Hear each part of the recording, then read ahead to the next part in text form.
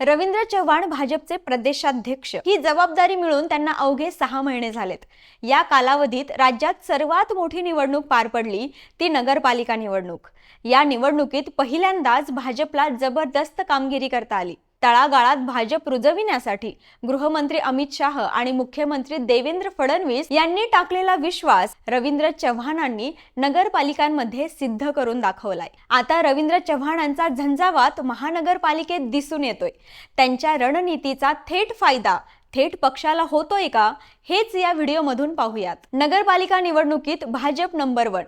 नुकत्याच झालेल्या नगरपालिका व नगरपंचायत निवडणुकीत भाजपने मोठं यश मिळवलं। कारण 2014 पूर्वी भाजप हा नगरपालिकांमध्ये थेट 4थ्या क्रमांकाचा पक्ष होता। 246 नगरपालिका आणि 42 नगरपंचायती अशा एकूण 288 संस्थांच्या निवडणुकीत महायुतीने 207 जागांवर विजय मिळवला। यात देवेंद्र फडणवीस आणि प्रदेशाध्यक्ष रवींद्र चव्हाण यांच्या रणनीतीचा मोठा वाटा आहे। भाजपने स्वबळावर 117 नगराध्यक्ष निवडून आणलेत। महायुतीत सहभागी असलेल्या शिवसेनेने 53 आणि राष्ट्रवादी काँग्रेसने 37 जागांवर यश मिळवता आले।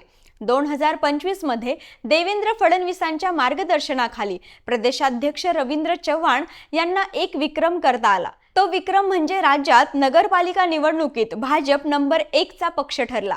ही राज्यातील ऐतिहासिक कामगिरी आहे। राज्यात सर्वत्र भाजपचा बोलबाला।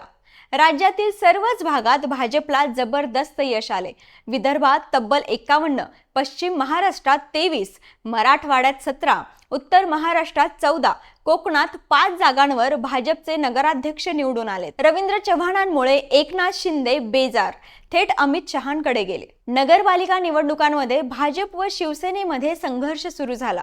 कारण भाजपवर विश्वास दाखवत शिंदे सेनेचे अनेक पदाधिकारी कार्यकर्ते ही भाजपवासी होत होते। त्यामुळे एकनाथ शिंदे हे प्रचंड चिडले होते। त्यांनी थेट रवींद्र चव्हाणांची तक्रार गृहमंत्री अमित शहांकडे केली। पण शिंदे यांनी केलेल्या तक्रारीला अमित शहांनी फार महत्त्व दिले नसल्याचं बोललं जातंय। कारण त्यानंतर रवींद्र चव्हाणांनी भाजपमध्ये मोठे इनकमिंग करून पक्षाला मजबूत केलंय। त्यामुळे उपमुख्यमंत्री एकनाथ शिंदे शिवसेनेचे मंत्रीही रवींद्र चव्हाणांवर चिडलेले आहेत। त्यामुळे ते चव्हाणांना टार्गेट करत आहेत। एकनाथ शिंदेंच्या बालेकिल्ल्याला हादरे। महानगरपालिका निवडणुकीमध्ये मुंबई, ठाणे, कल्याण, डोंबिवलीमध्ये भाजप व शिवसेनेमध्ये युती झाली असली तरी काही ठिकाणी भाजप वरचढ ठरताना दिसत आहे। मुंबईत भाजप सर्वाधिक जागा लढत आहे, तर ठाणे महानगरपालिकेत भाजपने चांगल्या जागा घेत पक्ष विस्तार सुरू केलाय। कल्याण, डोंबिवलीमध्ये तर भाजपने सर्वाधिक 14 नगरसेवक बिनविरोध करत आघाडीच घेतली होती। नवी मुंबई आणि उल्हासनगरमध्ये मात्र भाजप व शिंदे सेनेमध्ये थेट टफ फाईट होत आहे। नवी मुंबईमध्ये तर गणेश नाईक व रवींद्र चव्हाणांमुळे उपमुख्यमंत्री एकनाथ शिंदे आणि खासदार श्रीकांत शिंदे हे जेरीस आलेत। रवींद्र चव्हाणांचा प्रचाराचा धडाका। महानगरपालिकेत निवडणुकीत रवींद्र चव्हाण यांनी अनेक ठिकाणी प्रचार सभा, मेळावे घेतले आहेत। अहिल्यानगर, पुणे, पिंपरी चिंचवड, मुंबई, ठाणे, नवी मुंबई, सोलापूरसह इतर शहरात ते गेले आहेत। त्या ठिकाणी पक्ष मजबूत करण्यासाठी ताकद वाढवली आहे।